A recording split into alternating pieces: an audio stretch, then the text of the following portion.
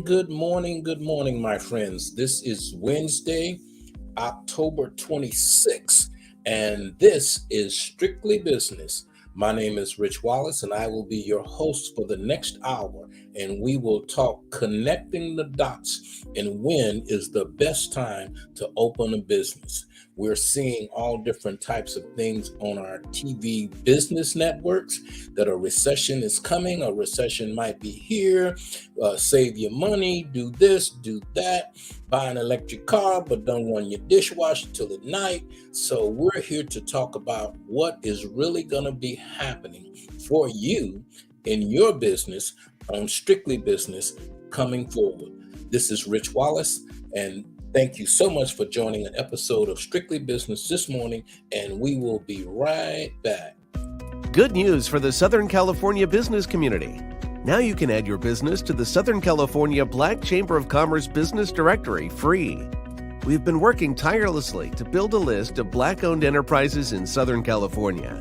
This is an excellent way for you to be a part of an expansive network and find your ideal customers, business partners, and vendors. So don't waste time. Visit blackchamberofcommerce.org today and add your business today. And back we are. So we're here this morning on our Wednesday morning at 7 a.m. and we're here to go over what is a recession. What does that really mean to you? What does that mean for mainstream America, for Black America, for Hispanic America? What does it actually mean to be in a recession? Does that mean that things are going to be higher, more expensive? Well, let's talk about it. The interest rates have gone up, so that's a change. The interest rates have gone up, and so have house market. They say are going up. Gas is going up. They say it may be coming down. It's going up. So we are stuck trying to figure out what's the best possible way to see what we're trying to do. So as we go forward and talk about when to start a business, how to get your business going, and to get things moving along. We have a guest, Nikisha Bonds. She doesn't realize, but she's got to turn on her camera so we can see her because this is live TV at 7 a.m. on Wednesday morning. This is brought to you by the Southern California Black Chamber of Commerce, and it is on our Edge TV network, and it is called Strictly Business.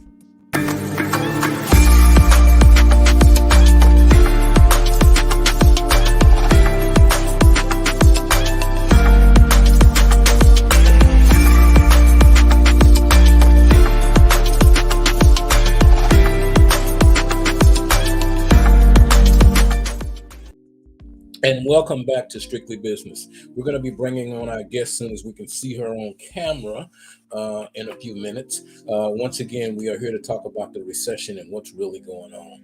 How can we open up a business? When is the best time to start my business?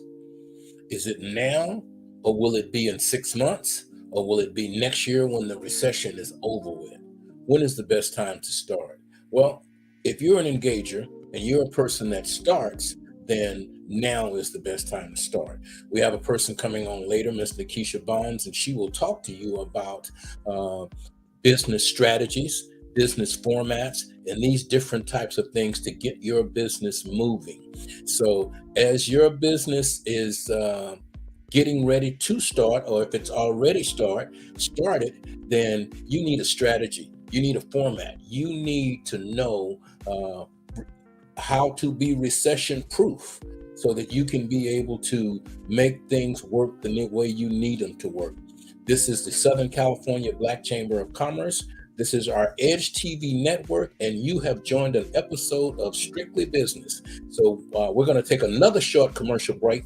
And Ms. Nikisha, when you get ready, just give me a thumbs up, and we're going to start kicking it out, So I'm going to take my short break here. I want you to understand, here's another way that you can get your business going. Business owners are raving about the new talk show, Strictly Business with host Rich Wallace. Tune in as the top experts in business share their success stories, strategies, guidance, and advice to help you grow your business. with guests from the top companies to your favorite influencers. Strictly Business with host Rich Wallace is the show to watch for all things business. Our conversations are strictly business.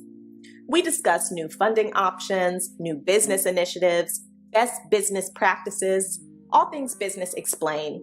We provide you with the tips you need for your business, all in one morning business talk show. Be sure to tune in. Are you a business owner?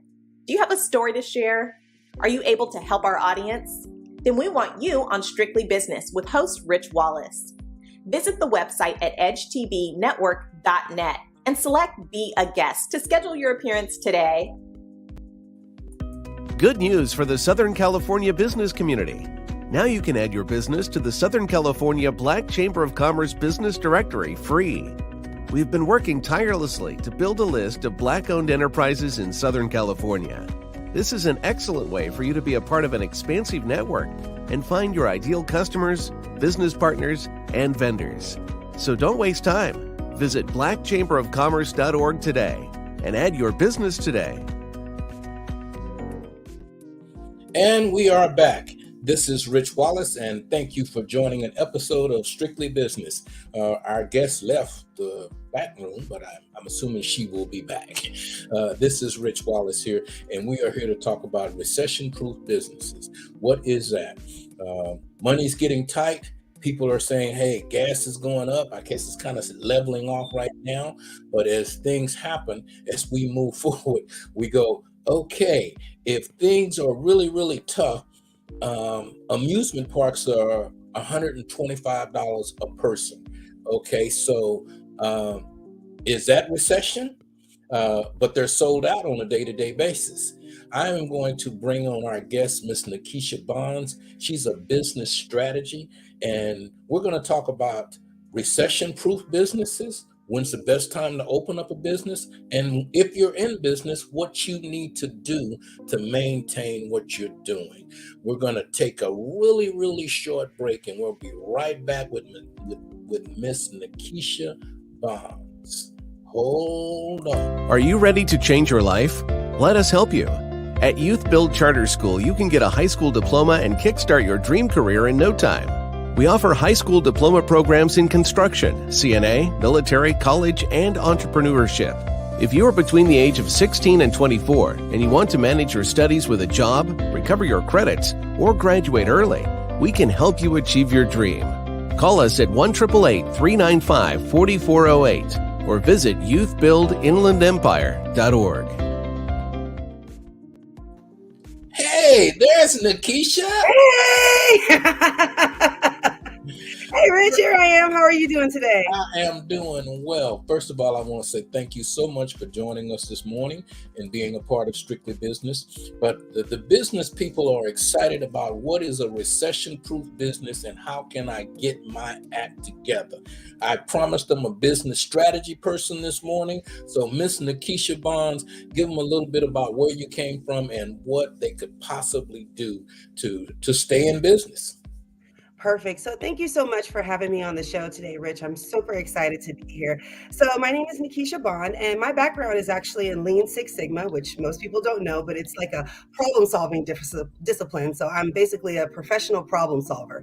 And so this is a great problem to have because when we're going through a recession, I think the main thing that what happens with people is they get really scared. And so they never start that business. They close their doors because they're afraid that they're not going to get any business. They don't make that phone call because they just think that somebody's going to say no. So I would say a lot of times during recession, the majority of the issue is going to be a mental issue.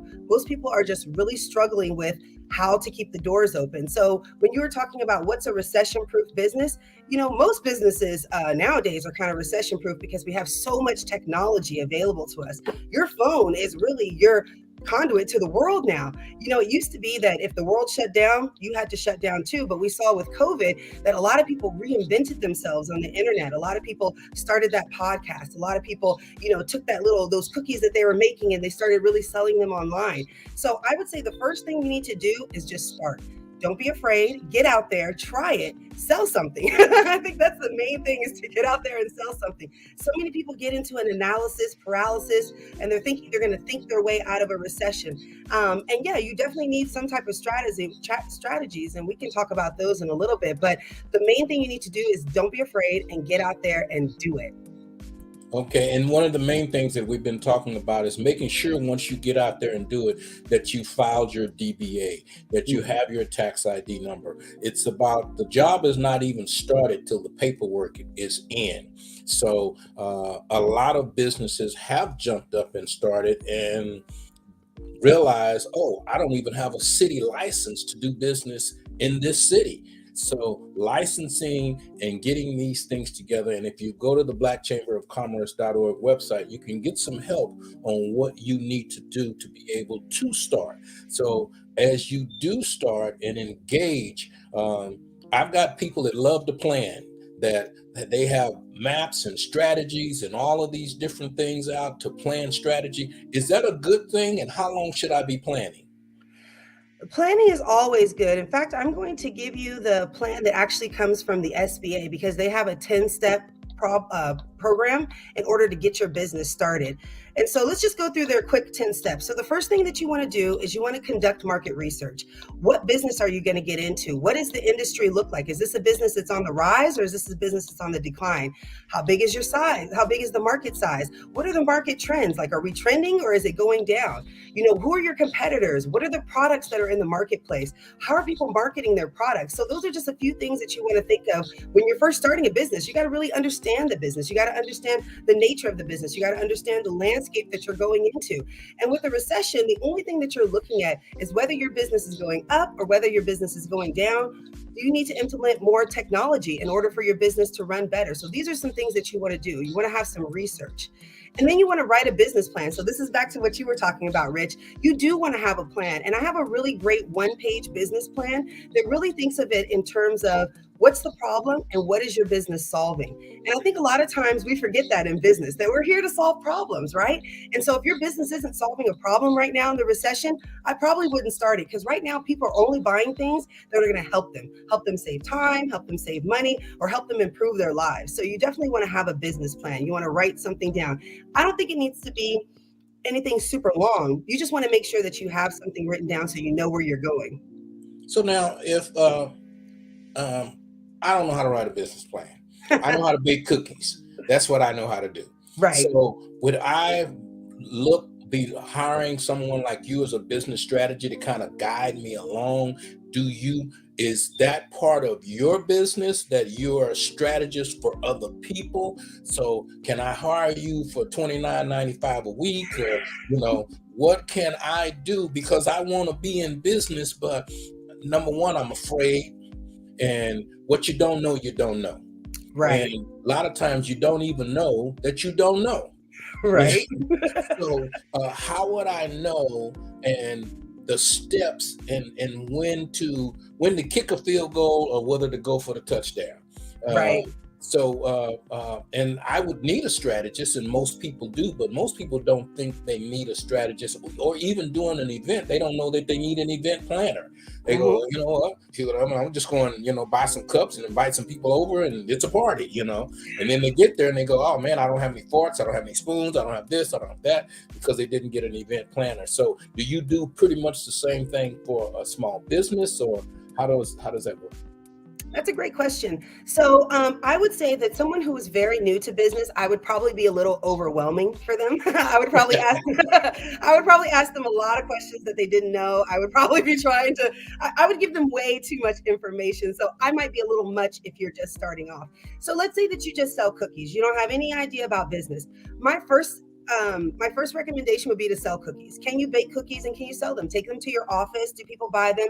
Take them to family events. Do people buy them? Nothing formal, but just see, can you actually make a transaction, a sale? And even before that, why don't you just take your cookies out and see if they're good? Because a lot of people think that they have really great cookies, and then you take them out to market and people are like, I don't really like these kind of cookies. So, first you want to find out, do you actually have a good product? Number one. And number two, can you sell that product? Can you sell that product? Because what ends up happening is that people do get into that analysis paralysis, because sometimes the paperwork and getting everything together is kind of fun and exciting, but then you get to the point where you are going to actually have to make a sale. And that's where people really get challenged. They get really, really challenged with trying to convert the idea, the excitement, the passion that they have for this business into an actual transaction and a sale. And so I would really do that first. And then I would say, come into an organization like the Chamber. The Chamber is huge to help, because you only need one person in your life that can literally change your life. And so you might find somebody who's also in the distribution business. So, and now that you make cookies and they do distribution, you guys coming together and forming a partnership, that can be really, really helpful. So I would say first, have a product, test it to market, make sure that it works. Number two, can you sell the product? And number three, if you really are struggling in business and you need some support, some higher level support, try to find someone who you can partner with, someone who has skills that you don't have, so that you can take advantage of them. I know in the Chamber, we have a great mergers and acquisitions meeting that we're going to be doing next year. But one of the great things that comes out of those is those joint collaborations. We have a landscape construction business. So if we sell turf and somebody else does concrete, us coming together makes a much bigger business. So that's what I would recommend to people who are just kind of starting out, because you might need, and you're going to stumble in the beginning, you're going to make mistakes. And, that's why I say, I always go back to the mental. You just got to be okay with making mistakes. It's okay.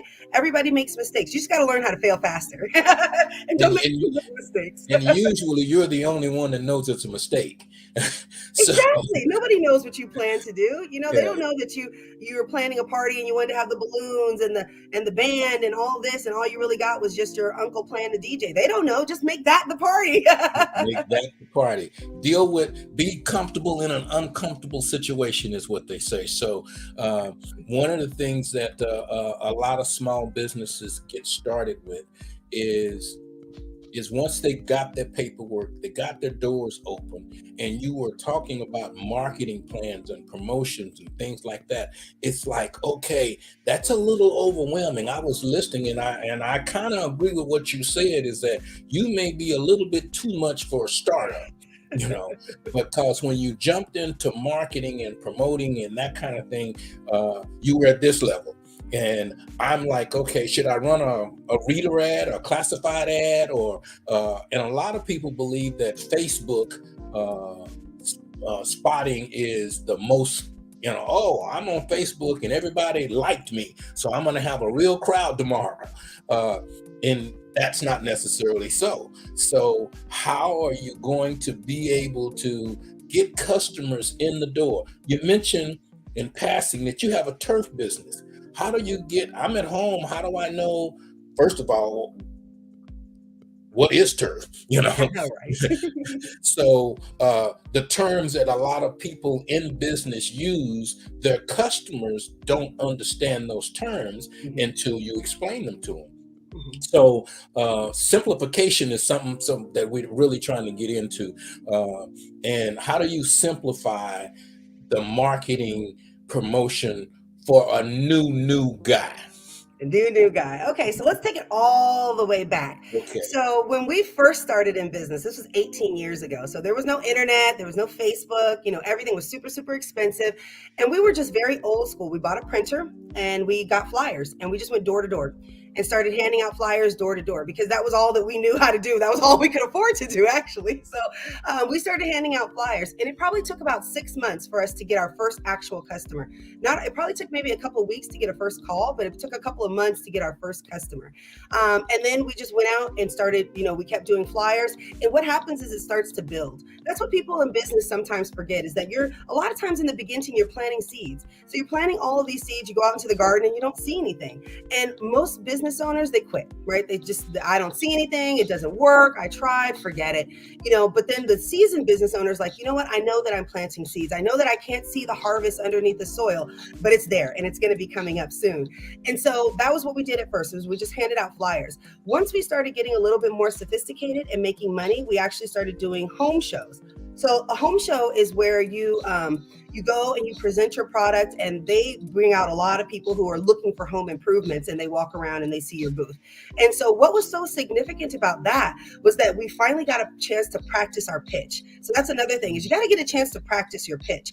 Before, we had been doing customers here, customers there, and it was really challenging for us to get really good at what we did. And so doing the home show, it was like customers after each other, boom, boom, boom, boom. So that repetition, by the time after 3 days of saying it over 1,000 times, we were amazing. So at that point, we were ready to take on more clients. And so now, we're fast forwarding, probably about a decade. The internet is here, and we hear about lead generation, where there's companies out there that are actually taking in leads. For us, it's like home improvement leads and distributing them out to contractors. So we signed up for one of those programs, and they just started giving us leads. And that's when our business completely took off to a whole nother level, because we were now able to start to scale. And then there becomes new problems. So that's the thing about businesses.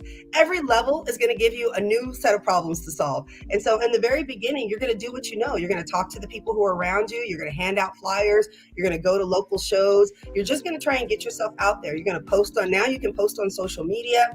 You can make a presence. You can have like a daily talk show talking about your business. You can position yourself as a subject matter expert, and maybe you give out your services for free. One of the things that I did when I transitioned from the corporate world to doing consulting with some of my clients was I gave out my services for free, because I didn't even know what my services were. So how could I charge when I didn't even know what my business was? So I just started talking to small business owners and tried to see what were their problems and if I could actually solve them. And once I realized what it was that I did that had a unique value proposition, that's when I was able to go out. And my unique value proposition is being able to come in and create systems that didn't exist before and then leave out. So that's one of the things that I found that I use my skill set for. But I would have never known that. That doesn't exist. That's not a job, and a lot of businesses, even the business that we have today, didn't exist 18 years ago. It's something that was created through continuous improvement. Yeah, and one of the things that you mentioned earlier was expos and business shows.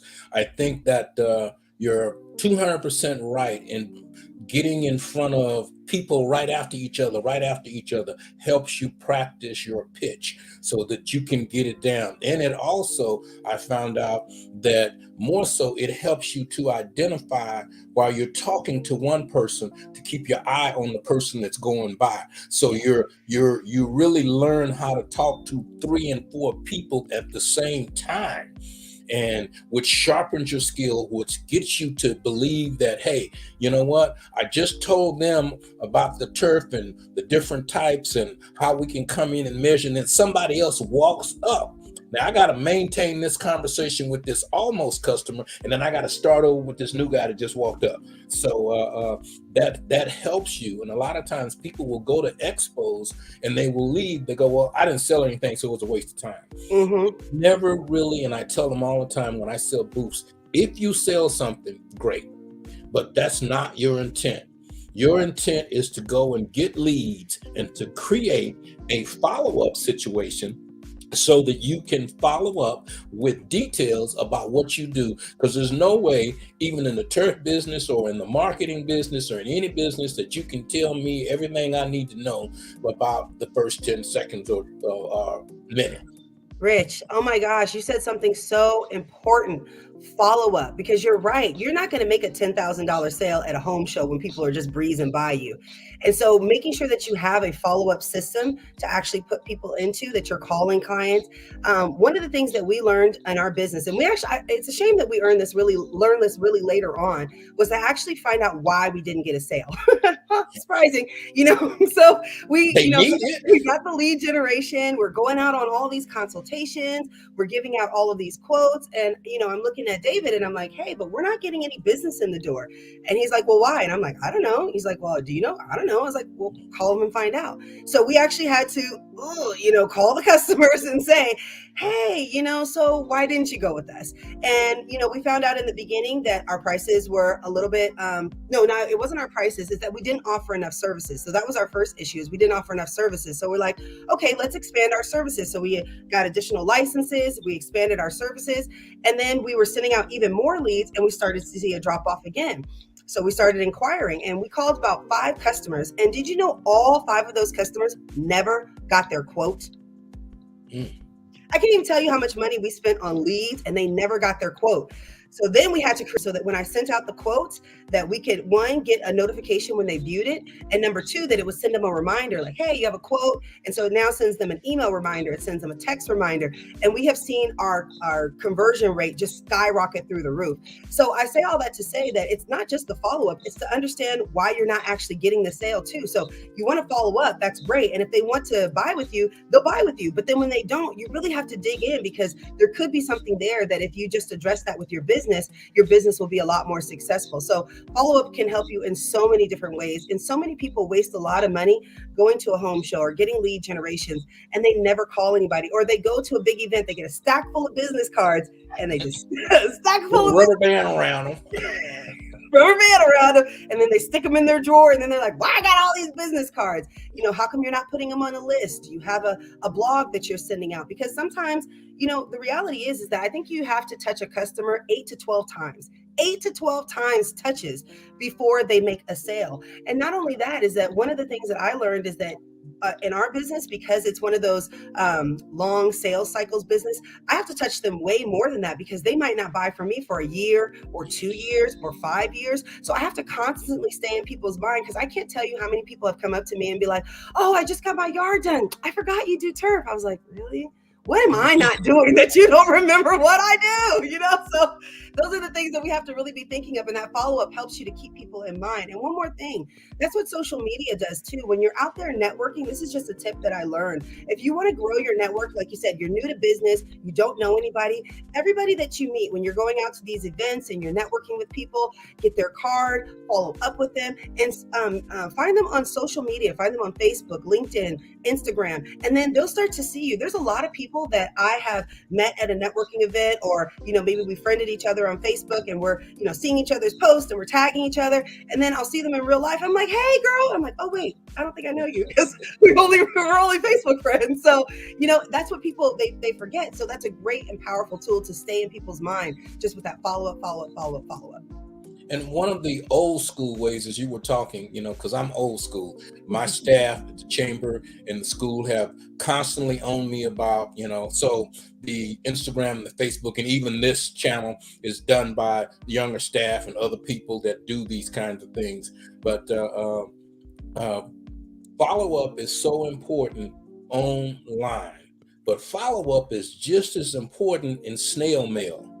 So if you send me a postcard, I see you online, I've talked to you, we passed each other, I'm a Facebook friend, I've seen your kids jump up and down, I see what you're eating at lunch on Friday fish, all of that, but it doesn't really translate artificial turf in my head, because I've seen your fish Friday, I've seen you at the beach, and I know you sell turf, but I got all of these other things. But then all of a sudden, I get a postcard in the mail from your business with the turf. I'm like, oh, now this is a different reminder. People still read their mail, and people are so impressed. Everyone goes out to their mailbox every day, and they're excited because, I don't know, no one is sending me a check, but I'm always looking for a check. We used to do a thing in church all the time and say, checks in the mail. And ever since we started saying that, I check my mail for a check. And they're like, okay, I didn't get a check today. And I come back in the house and they go, well, were you expecting a check? I expect a check every day. Well, who's supposed to send you one? I have no idea. Someone may just decide to bless me and send me a check. So, and now, with Cash App and Zelle and this and that, I think so much internet stuff takes away the personal connection. We have a connection with LinkedIn and Facebook and, and all of the platforms. We are well connected, but I really don't know you. Here's an example. I had been talking to a young lady. She's going to be a speaker. I think you even spoke with Melanie. And I'd send her emails and she sent me emails and we talked on this and that. I was in Washington, D.C. at the Congressional Caucus, and I'm taking pictures with some people, and a young lady is standing there. And I said, "Could you take our picture?" I gave her my phone, and she took the picture and everything. So after that, I thanked her, and I go, "Well, what is your name?" And she told me her name. It didn't dawn on me. And I said, "Well, my name is Rich Wallace." She said, "I just talked to you." I'm like, "Really?" She's in Los Angeles. I'm in the Inland Empire, and we've actually never met face to face. And in Washington, D.C., we meet. And from that face-to-face contact, she is now a speaker at one of your events, and she's done some other things. And we've gotten closer because we got closer. So Yeah. I say to all of my social media people, because my staff and you included, like, "Okay, Rich, you need to do this. You got 10,000 people on the list." I'm like, "Okay, we send out an email every Tuesday to, I think, close to 30, 40,000 people. But my circle of 89 friends are the ones that respond." So how does a small business person, and I'm gonna take a short commercial break, give you a chance to take a cup of coffee, but we're gonna talk about how to find the need of that business that you're talking to search for, the need, in your business. How much you spend on your water bill, watering grass every month? How much does your gardener cost? Okay, this is money you're going to save them. So anyway, I'm not going to tell your story. I'm going to take a short commercial break here, and then we're going to come right back and talk about the need. One of the secrets to exposure for your business lies within supporting Black businesses and entrepreneurs. And that is why the Southern California Black Chamber of Commerce is here, to connect Black businesses from the desert to the sea. Let's join hands to empower and sustain our community. By becoming a member of the Southern California Black Chamber of Commerce, you can grow your business and increase your clientele. With our innovation, we'll generate new businesses and get new customers. And we'll connect new mindsets with businesses from across Southern California to help bridge the wealth gap. Let's connect, build, and grow together. Join us now at blackchamberofcommerce.org. And thank you for coming back. My name is Rich Wallace, and you have joined an episode of Strictly Business, and we are here with Miss Nikisha Bond. I keep putting an S on your name all Everybody the time. does. I've been doing it for years, until just now that I realize there's no S. People have done it all the time, and people call me by my first and last name. So I think that's really weird too. So it's Yeah, okay. and I do that, for some reason. That's a country thing, because you usually the first and middle name, So Barbara Ann, Wanda Jean, So we always do that with the middle name in the South. So we want to talk about how to ask the right questions, I guess it is, when you're talking to a customer to find out if they need something. Because the worst thing in the world to do, I found out, I used to have a Nextel store. Nextel was the big cell phones that had the bloop bloop sound. If you're too young to remember those. And Nextel phones did so many different things at that time. I mean, the phones today do way more. But if you start telling a person, even a person that's going to buy a phone today, you start telling him what that phone does in the beginning before you find out, I just really want to make a phone call. I don't need the text part. And then people say, well, what if I don't pay for this? Or what if I don't get that? In the turf business, well, I don't need the plastic underneath. Well, if you don't get it, the weeds are going to come up, So, what do you do to find out what that person, and I guess, what is the proper questions to ask?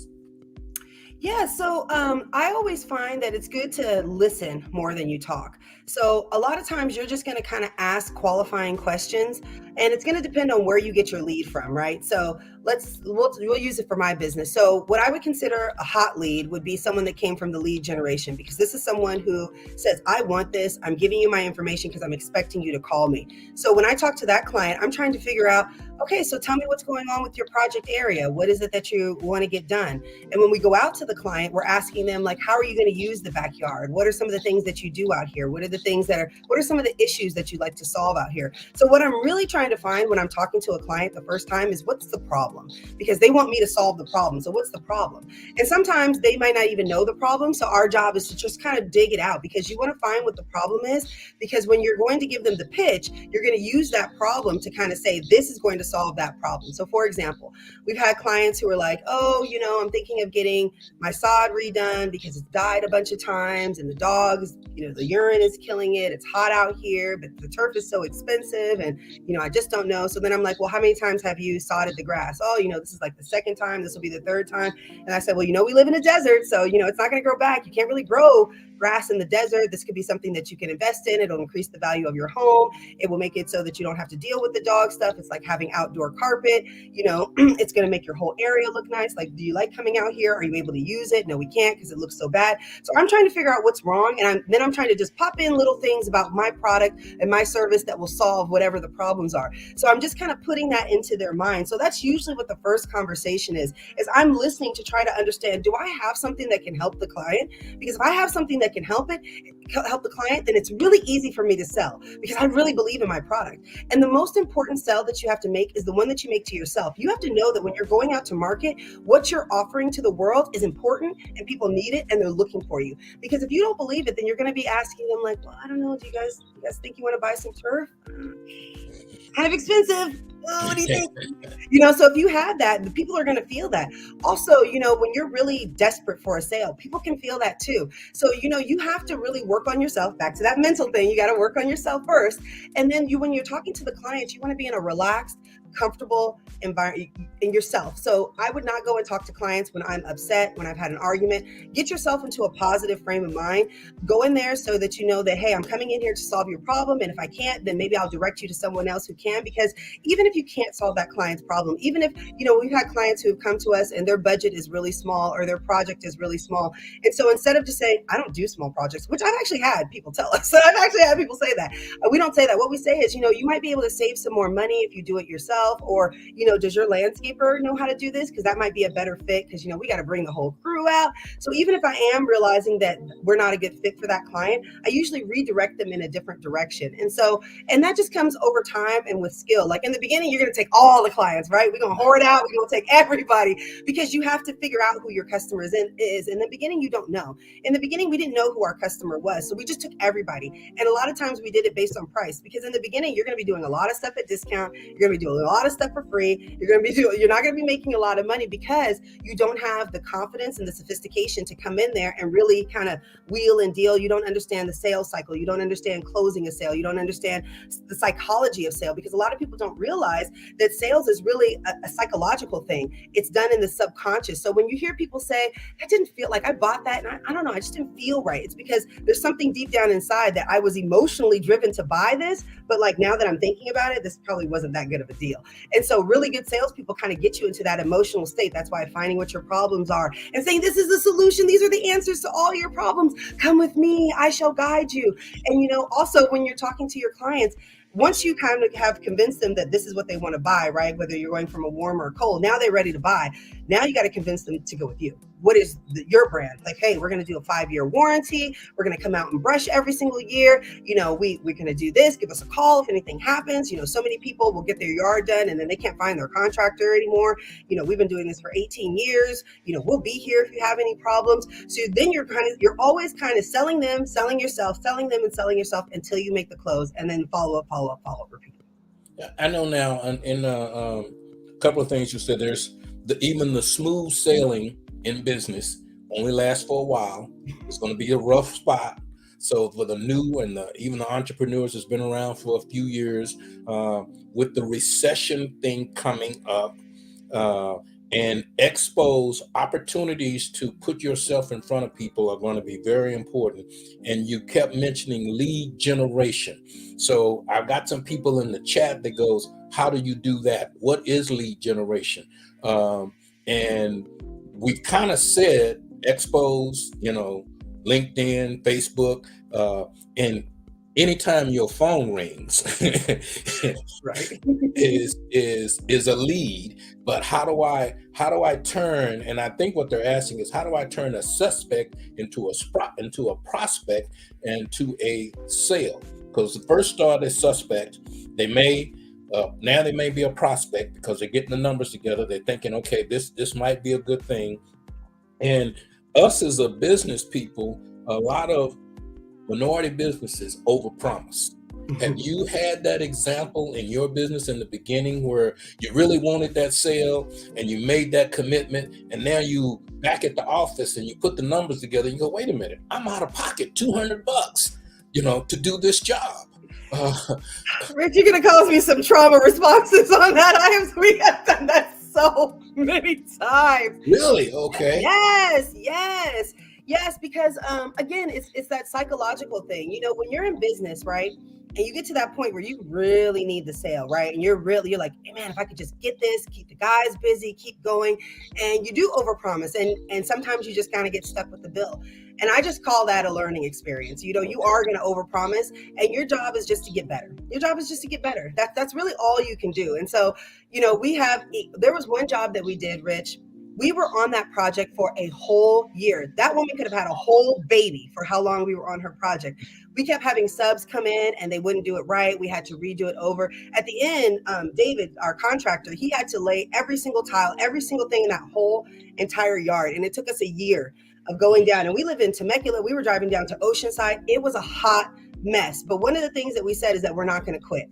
And so I think our ability to stick with it, even though it was the most uncomfortable thing ever, and have to negotiate with the clients and having to work all these things out, having to get money from other clients to help pay for this client to get it done. Those are some of the challenging things that you just have to do in business. So I would just say that's par for the course. But back to another question about lead generation.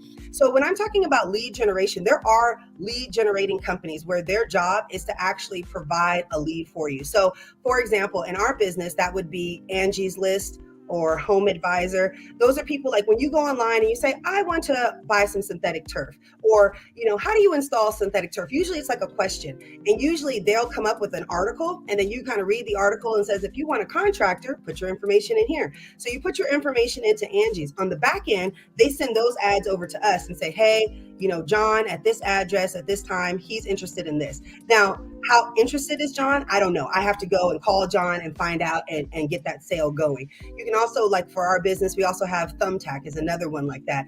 Facebook Marketplace is another place like that. If you were to put up an ad on Facebook Marketplace and people responded to you, we would consider that lead generation. If you went to, let's say, your local Chamber of Commerce and they were having like a mixer and you got a booth, everybody that you meet, that would be considered lead generation. Anywhere you go where you're getting someone who could potentially be a customer, whether that's a hot customer, they're ready to buy right now, or whether that's a cold customer and you got to put them into your funnel and really start marketing to them, both of those would be considered lead generation. And the reason why lead generation is so powerful is because of the internet, right? Because now you really can connect so many different people. Another great lead generation source is if you go like here, I live in Temecula. There's a Facebook group called Temecula Talks or Marietta Talks, or just the city talks, or next door. Like if you're going on and talking to your neighbors, and these are people who go on like, hey, does anybody know a plumber? Hey, does anybody know a DJ? Hey, does anybody have a caterer? And those are great places for business owners to get in there, because these are people who are local in your area. They're already saying, I'm looking for some information. If you were on there every single day, you can say, hey, yep, I got this information. Oh, I got this information. Oh, yes, I can do that. And so those are great places to go in and just try and find out what people are looking for. So I would just consider lead generation anywhere where you can get a potential lead that could lead to a sale. Which leads us to our next commercial. Good news for the Southern California business community.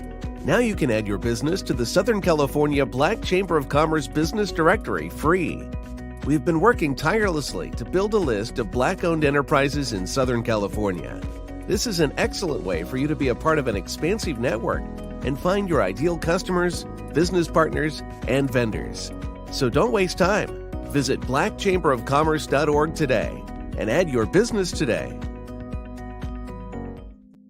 And that's how you create lead generations, is that you put your name, number, website out there in the Southern California Black Chamber of Commerce Business Directory. And it doesn't cost you a dime. You don't have to be a member. You don't have to be a minority. All you have to be is somebody that can type the name of your business in the directory and the phone number so they can reach you. My name is Rich Wallace, and we are here with Ms. Nikisha Bond, and we are talking strictly business in the recession, not recession time, recession proof. What kind of business should I open up? Should I do this? Should I not do that? When should I start? What do I need to do next? I got my tax ID number. I wrote my one-page business plan, which I'm going to ask you about a one-page business plan, because when I did them, it was like a book, you know. So, and I'm sure that people today would be more interested in creating one page to be able to, what is it called? It's a number you need in business, not the tax ID number, but your identification number or something that you have to have.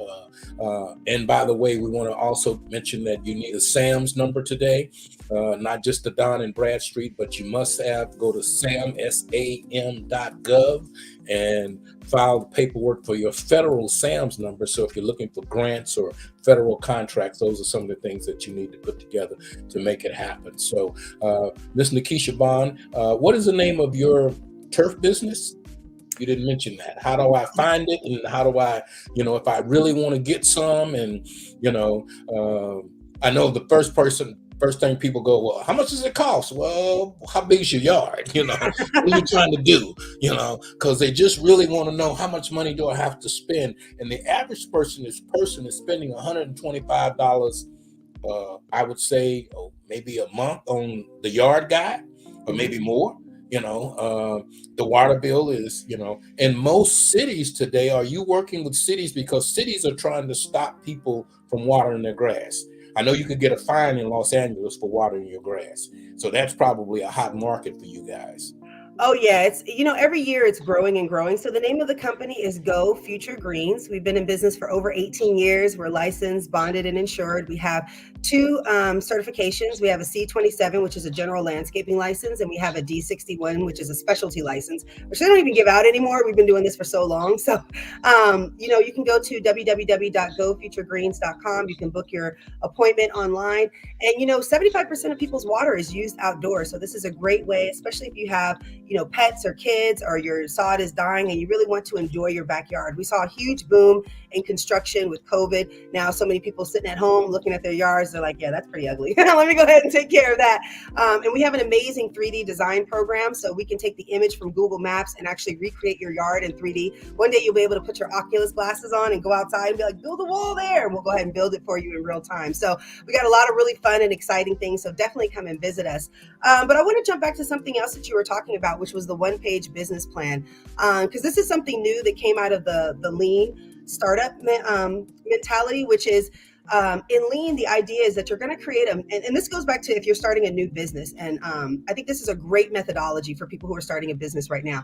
You're going to come to market with what's called is a minimum viable product, an MVP. A minimum viable product is kind of like a shell of a product, an idea of a product. If you were to go online and see a whole page of real pictures, but you clicked on it, and when you clicked on it, nothing really happened, that would be considered a minimum viable product, because what they were testing was to see which button you clicked on. And so what you're going to do is take a minimum viable product and take it out to market. So take your cookies, take it to friends, have them taste it. Once you get feedback from people, bring it back in-house and say, well, what did people like? What didn't people like? Whatever they like, do more of that. What they didn't like, take that out. So for example, a lot of people don't realize that Instagram was not the Instagram that we see today. Instagram was a whole different app. But what they found through this whole process was that people were really interested in the pictures. They kept going back to the pictures. They were commenting on the pictures. They were liking the pictures. That particular feature within Instagram was really, really powerful. So they stripped everything away from the app and they made it a completely picture. And that's Instagram today. So the whole lean process is to take a minimum viable product, take it out to market, see what the consumer feedback is, bring it back inside, do another iteration, take it back out to market, and you keep doing that until now you're able to really convert sales. So for us, we were first a synthetic turf company. Then they said you needed to add more services. So we added more services. Then we started getting more busy. So then we started an apprentice program. So everything just kind of adds on to each other. But when it comes to this one-page business plan, it's really cool because it talks about just the main key areas of your business that you need to look at. So number 1, what are your problems? And then number 2, what are your solutions? So I would say, what are the problems that our customers have? Their grass doesn't grow. The water bill is too high. everything is just looking sad and depressing out there. So what's the solution? We can come in and we can really give people an HGTV experience, right? Like you can come in, you can design your whole backyard, then we're going to come out, we're going to have so much fun, we're going to get this whole thing done, and then when you're done, you have a beautiful backyard, and we'll help you maintain it for the next 5 years. So that's kind of our solution. And then it talks about key metrics. How are you going to measure yourself? So for us, we look at our conversion rate. Because we spend so much money on lead generation, we have to make sure that we're converting those into actual sales, into actual jobs. So those are some of our key metrics. We also, what is our unique value proposition and what's our unfair advantage? So our unique value proposition is really giving people a full experience, right? If you have no idea what you're going to do with your yard, you can give us a call and we'll give you the whole experience. And by the end of the day, whatever you imagined in your yard, we're going to build it for you. That's our unique value proposition. Our unfair advantage is the fact that we've been doing this for 18 years, that we're licensed, bonded, and insured. So even if you started your new business today and you wanted to compete with us as a construction company, we have an unfair advantage that you can't make 18 years like we have. So that's definitely our unfair advantage. And then it talks about customer segments. Like, what are your customers? We look for people who are homeowners. We look for people who own new homes because that's actually an easier sale because they ain't got nothing in their yard. And so those are some of the things. Then we look at channels. How are we going to distribute this? So it says list your customers inbound and outbound. So we use the lead generation from Angie's. We go to home shows. So those are just some of our channels. And then the last pieces of this one-page business plan is what are your cost structures and what are your revenue streams? For us, it's a little bit different because, we have more of a service than a product. But if you had a product, you would just be looking at how much does your product cost and how much money do you make for your product? And so those are some of the things that some of the high level things that you want to look at from a business perspective when you're just starting out. And then I would say, don't spend too much time on it because truly, I've seen so many people spend years on their business only to go out there and find that they can't sell it. And that's going to be really, really sad because if you have, let's say you got a building and you got all of this, then you go into the marketing and you haven't figured out how to convert a sale. And when you have all the pressure of that business and all these expenses on you, it makes it very, very hard to go out there and get a sale because you're so overwhelmed and burdened. So for new people, I would really suggest just go out there and make a sale. And keep getting better and better. And when you're like, you know what, I think I might actually have a product. And you'll definitely know. We knew after we went to the home show, we got a product here. We really could do this full time, spend a lot of money and energy on it and take this to a whole nother level. So that's what I would recommend for people. I don't know if you asked me that, but I'm giving it to you anyway. Well, and I did. I think one of the things that's important though, is that you mentioned your advertising budget. Is there a percentage that you guys made a decision on that we're going to spend this much money in promoting and advertising and marketing our business? Because that's that 50 cents term you were using, lead generation. Mm-hmm. But it comes down to the budget that you have to generate these leads. And then once you've done that, the follow-up to be able to close the deals. So it's like 3 steps. Now, are there more than just you and David? I mean, is the two of y'all, do you have a lead generation person? Because, a lot of people go, it's just me. I can't do all of this, So, which means we go back to time management, which is something that we talk about consistently on this show, is you got to know how to manage your time. Now, I know that you do business consulting because you do that for the chamber. I know that you talk to all the chamber presidents because you navigate the system with that. I know that. I know that you run the business part of the turf business. I do know, I've been told that you will pick up a shovel. You won't use it but once or twice, but you will pick one up and dig if it needs to be. So how do you manage your time, and what would you suggest for people to be able to, and I tell people to write things down, make a schedule and all these kinds of things, but with all that you do, how do you manage a day in getting these things done? Because at the end of the day, and I hear from all kinds of entrepreneurs that I just didn't have time to do it. I just, it's just me. And and they didn't think that, they thought they were going to have a crew. I don't know, when they started their business, but. Yeah, no, and that's typical. You really are going to be the one man that's there's a spill. You got to do it. You're the janitor, you're the customer service, you're accounting, you're CEO, you're COO, you're everything. So yeah, 100%. So I have so many different systems that I use to really manage my time, but probably the one that's most successful is just the top three things. Like my win formula, what's important now? What are the top three things that I have to get done today that are going to really move my business forward? And I make sure that those three things always get done. So that way, at least I'm moving the critical things forward. I say for us, we really look at creating systems. I'm really, really big on systems because as a leader, we can only do so much, right? But if as a leader, leaders manage systems and systems manage people. So if you have a system that you can manage that can manage your people, that's really what you want to be investing in. So for example, we just started a new operating system that allows us to manage all the jobs. So before that, I was having some things were held in my accounting system, some things were held in this system, some things were held in the other system. And what I found was that when I actually did want to get somebody to come in and help me, nobody can manage my systems because it was all very exclusive to me. Right? All the paperworks were where I put them. Like there was not, they couldn't come in and help me. And so I realized that I needed to have a system so that if one day I was not here or I wanted to transition that to somebody else, I'd have to have something to transition them over to. So as a leader, one of the things that I spend the majority of my time on is how do I create systems that manage the people? So if there's something that's always falling into my lap, I got to ask myself, how often is this falling into my lap? And is it time to hire somebody? So back to what one of the other things you were saying is that right now it is just David and I, but we've recognized that David really needs to be focusing on sales full time. And so for us, the way that we get more people is that we birth them. So we just use our family and create a legacy. So, our son works with us. My daughter, she's going to be 18 soon. So she's going to come into the business. So we just bring the kids in.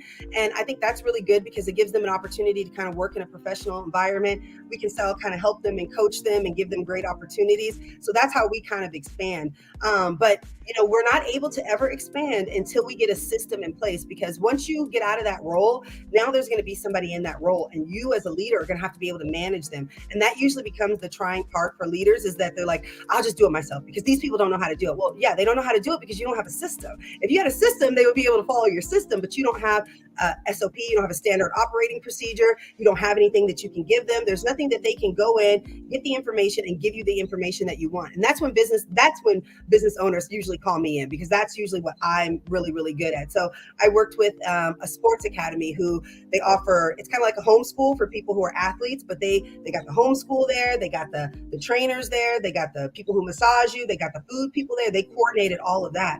And so when they came and they reached out to me, they had proven their concept. They were able to get people, they were able to have them come in, they had people wanting to be a part of the team, but they couldn't get no money out of them. I'm like, you can't get any money because you don't have a contract. And so then we created contracts. And then once they started getting people, we had to have job descriptions for people. We had to have, and so it just starts to build on itself. So I'm not sure. I feel like I kind of got off track, but I hope I answered the question somewhere in there.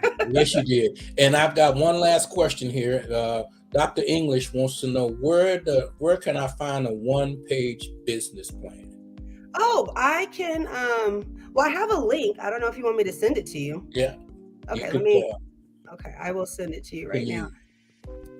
I'm going to send that to you. Do I put it in the chat?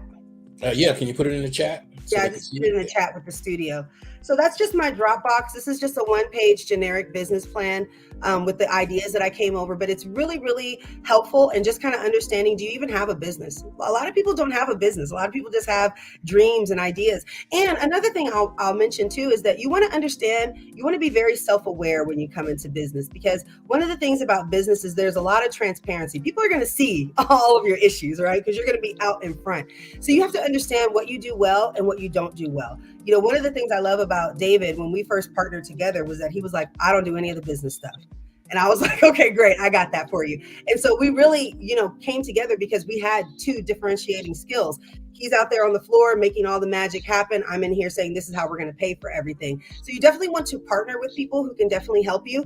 And again, I got off track. I got really excited about what I was going to say. I saw your things coming up. Okay. Yeah. There's the one-page business plan. So, a lot of people, like I said, a lot of people, they get into business and they don't have an actual business. They're just excited, or they want to be a leader, or they want to own their own job, which is okay too. But if you're going to really go out there and take your business to another level, you want to make sure that you're solving problems for people. You want to make sure that you're really catering your business to your clients. Don't sit up here and think that, oh, well, I'll give you a great example. I was coaching someone and they were telling me that they have a website. They were really frustrated that people wouldn't order their cakes on the website. And she said she kept sending people over to the website and nobody would order the cakes. And I'm like, well, sis, you need to order the cakes and figure out why they won't order the cakes on the website. She's like, well, I send them over there and they won't do it. I'm like, they're telling you something. They don't want to do it. There's something wrong with your website and they're not going to do it. So you need to start walking with your customers through the website and try to figure out what's wrong. You can't just keep sending them over there, telling them you need to do this. And I think that's what happens a lot of times with business owners, is sometimes we get frustrated. We're trying to make the customer do something versus understanding if they're not doing something, they're telling you something. What is that, so that you can change and pivot your business and be successful? Wow, that hour went by quick. Thank you so much for being a part of Strictly Business. We've got to sign off now. This is Miss Nikisha Bond, and I hope you got our information. If not, contact the Black Chamber of Commerce or go to our business directory, because their business is listed there at blackchamberofcommerce.org. Be a part of what we're doing. And if you want to be on this show, go to edgetvnetwork.net and sign up. Thank you so much for being a part of Strictly Business, and we'll see you tomorrow morning.